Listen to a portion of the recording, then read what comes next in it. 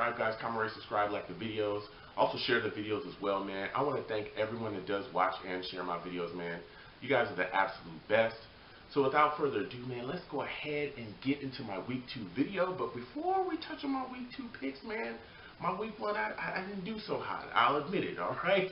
Listen, I took the Jags over the Packers. That was a loss for me. I took the Raiders over the Saints, though. That got me a win. The Raiders were able to take it in OT, all right? And I also took the Jets over the Bengals.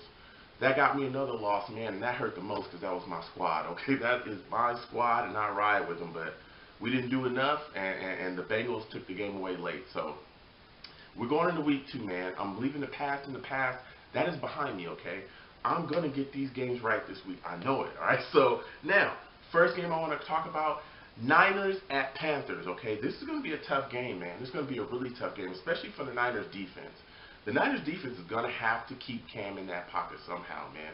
They're going to have to keep controlling him. They cannot let him run around and do whatever he wants to do and use his feet to make, big-time first downs late in the games, man. Because that's what the Panthers love to do with him. They love to have a lot of running plays with him as well. They like to incorporate him in the running game. The Niners are going to have to take his shots because Cam does tend to take a lot of big shots and put himself in position to take big shots too, especially on those running plays. So they have to punish him. If he does come out that pocket, they have to hit him hard, man. They have to find some way to corral Greg Olsen. They can't let him get loose and get crazy. But the biggest weapon I think the Panthers have, and he's just came back this year off a big-time injury, is Kelvin Benjamin, man. And the first game they played, Kelvin Benjamin had a lot of catches. And I think, the Panthers have him on a snap count, but let's be serious. There's no need to have this guy on a snap count. Kelvin Benjamin looks exactly like he did in his rookie year, and he's making plays. And like I said, he's a big-time weapon. He's a big-time receiving threat. He's a big target for Cam. They're going to have to find some way to get this guy covered. They have to try to take him out of the game plan totally. Offensively, the Niners, listen, Blaine Gabbert has to do something, man. Oftentimes, Blaine Gabbert's like to hold on to the ball too long. He looks around. If he just doesn't feel like he can make a throw, he'll try to take off running. That's going to get him blasted because this pass rush of the Panthers is going to be all over him. This offensive line has to find a way to keep Blaine Gabbert upright as well because he's going to have a lot of guys in his face. Gabbert is going to have to get the ball out of his hands quickly. He can't stand around and take all the time in the world. He needs to make a decision today. Okay, get the ball to Curley, get the ball to Patton, get the ball to your McDonald's, your tight end. Get the ball to somebody that can make plays. I also want to see Carlos Hyde, show up in this game and run the ball hard. I think they need to keep the Panthers off balance with a solid running game. Hyde is a solid running back. If he can stay healthy this year, I think he'll have a big year. But he has to have an impact in this game as well. And as far as the Panthers go, Cam Newton, man, he's got to find his guys. That's all he's got to do. I don't want to see him take big shots in this game. Like I said earlier, he tends to, take off running, and even in the running game, takes big shots, man. No, he cannot do that, and especially not in the season. If he wants to continue to be healthy this season and continue to be an impact player for the Panthers to stay on the field, he cannot take big shots as a quarterback. He's got to find Kelvin Benjamin early and often, which I think he will do. Greg Olsen's going to have his shot, and Stewart has to put an impact in this game running the ball too. And that's why, I think the Panthers are going to take it. I just think they have too many weapons for the Niners to be worried about, and I think they just outscore the Niners and kind of lock them down on defense too. Second game I want to talk about, Seahawks-Rams. Listen, the Rams defense is solid. They can stop the run, but that offense is trash. It's absolute trash. And that's my only question with the Rams is, if this Rams defense is on the field, too long, they're going to give up some points. It's just like anyone else. The Rams have to find a balance, man. Listen, Todd Gurley offensively cannot be your entire plan. If the running game is getting shut down, you have to go to something else. Tavon Austin has to be a factor at some point. Case Keenum has got to step up as a starting quarterback in this league and do something, man. Do something. Find a way to score some points. Find a way to manufacture some offense. Let your defense rest. You guys have to have an impact on the game. You can't just sit back, not do anything, and hope your defense just holds them and gives you a chance. You got to do something. Because this Rams offense so far, it just sucks. It absolutely sucks.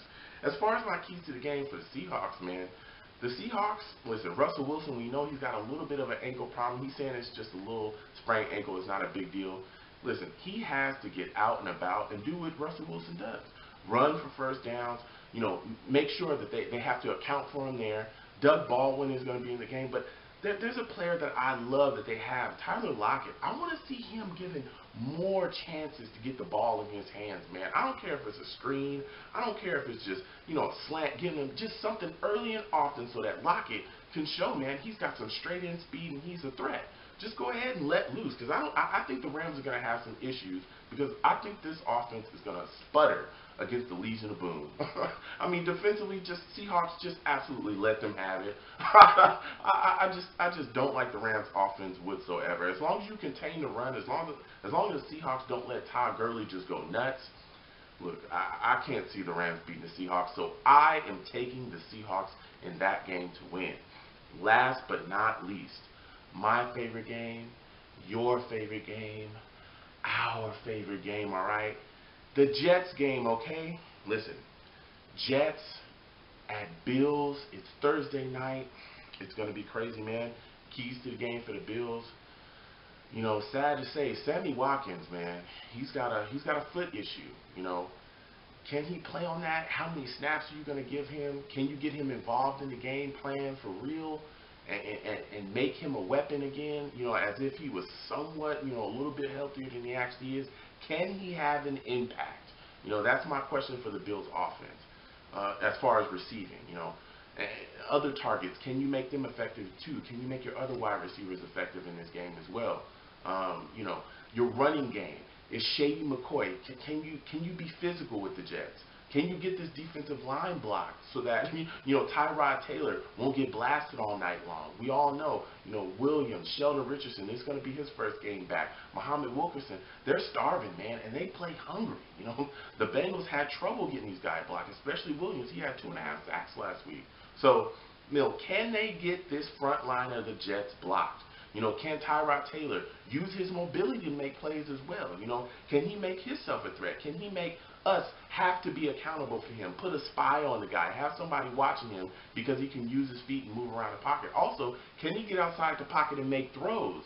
Because once he gets outside the pocket, it's going to be mayhem out there. Can he find open receivers while he's moving around? I think that's going to be big for their offense as well. Their defense, listen, this Jets offensive line, this right-sided offensive line isn't the best. And I know that Rex is going to be scheming, man. I know he's going to put, Kyle Williams on that side. He's going to move Hughes around as well. They're going to be scheming, and they're going to come after Fitz. They're going to absolutely scheme for Fitz and his lack of a big arm, because he has issues throwing the deep ball. He's very inaccurate throwing the deep ball. So I think they're going to try to keep everything in front of him and say, hey, Fitz, beat me deep. And then on top of it, Rex is going to scheme up and send a lot of blitz too.